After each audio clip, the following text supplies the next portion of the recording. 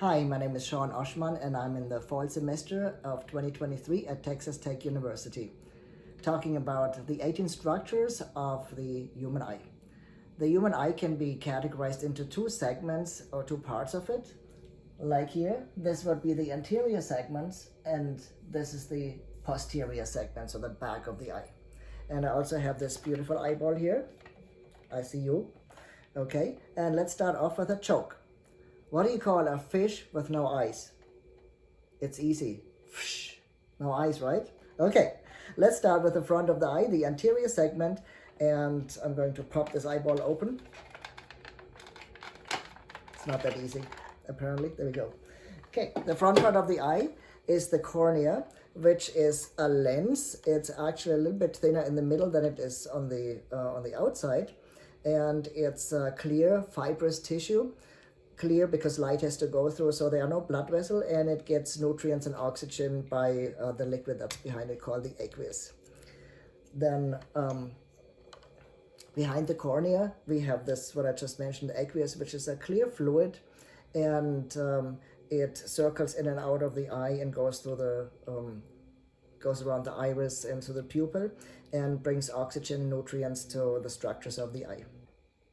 The cornea is continuous with the sclera.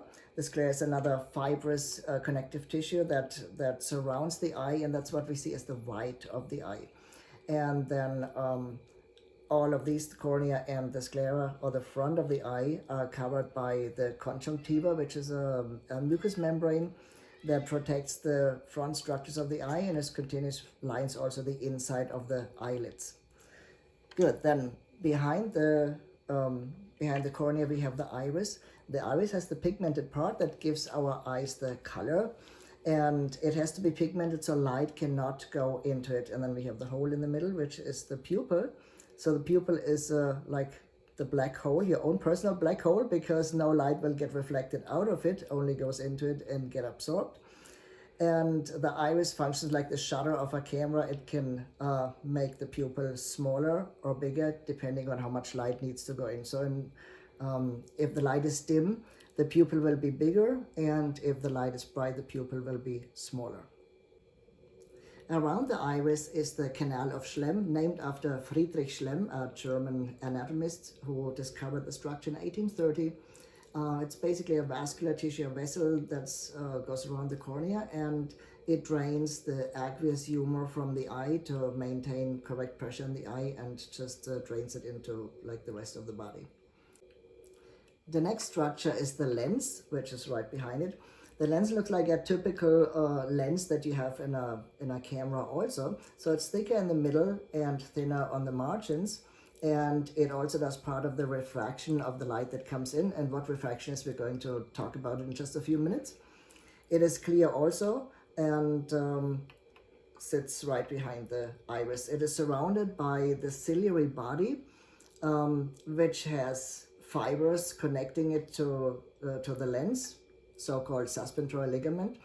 And when those ligaments are tense, then the lens gets flattened, and when they relax, the lens is thicker in the middle. The ora serrata connects the ciliary body then to the retina, which is the next layer that we're talking about. So if I take out the vitreous, which is another clear body, and actually the part that takes up the most of the posterior segment, then we can see into the retina. So the retina lines the back of the eye, and it is made out of rod and cone cells. And rod cells are for night vision and movement, while cones are for color and detail. And here's choke number 2. If there's some old folks who remember Rod Stewart, he's 78 years old. Can you imagine that? So Rod Stewart, that would be Rod Stewart, and this would be Cone Stewart in color.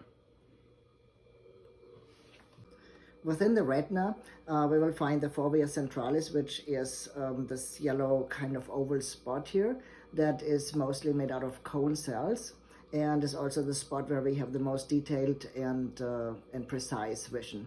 And the fovea centralis is part of the macula, which is this region right here. Then outside of the retina is, or the next layer is the choroid, which is just a thin layer of tissue and contains the blood vessels. And then right here, we're looking at the optic disc, which is sort of what we call a physiological cup because it's shaped like a cup. And the optic nerve heads end here, and then the optic nerve, which goes right out here, connects the eye to the brain. So here, a quick tutorial on how vision actually works. So what happens to the light that enters the eye? If this represents the cornea, because the cornea is actually a lens like this, that's thinner in the middle and a little bit wider on the sides, which actually would not be a lens that is convex and converging. So if I shoot some laser light through here, you see how it actually diverges, it goes apart. But because it is the light only goes through the air until it reaches the cornea, and then after that it's not going back into air. That means that the light is slowed down because it's going into something that's denser than air. And behind the cornea is the aqueous, and then comes the lens. So all of it together actually then acts as a converging lens. So it brings the light rays together. And the thicker the lens is, the more it converges. And I'm going to show it without this one here. And you can actually see where the light rays cross. This is the focal point. And then behind it, if there's anything that can capture an image, like in this case the retina, or in the case of a camera, it could be a screen or something.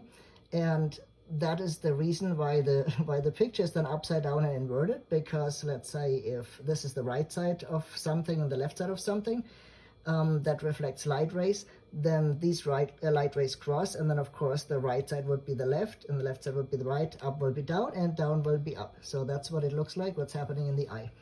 And if the eye doesn't function right and the focal point is either too far to the front or too far to the back, and the image doesn't go in the retina correctly, then we need correction for our vision, for example, eyeglasses, to change where that focal point is.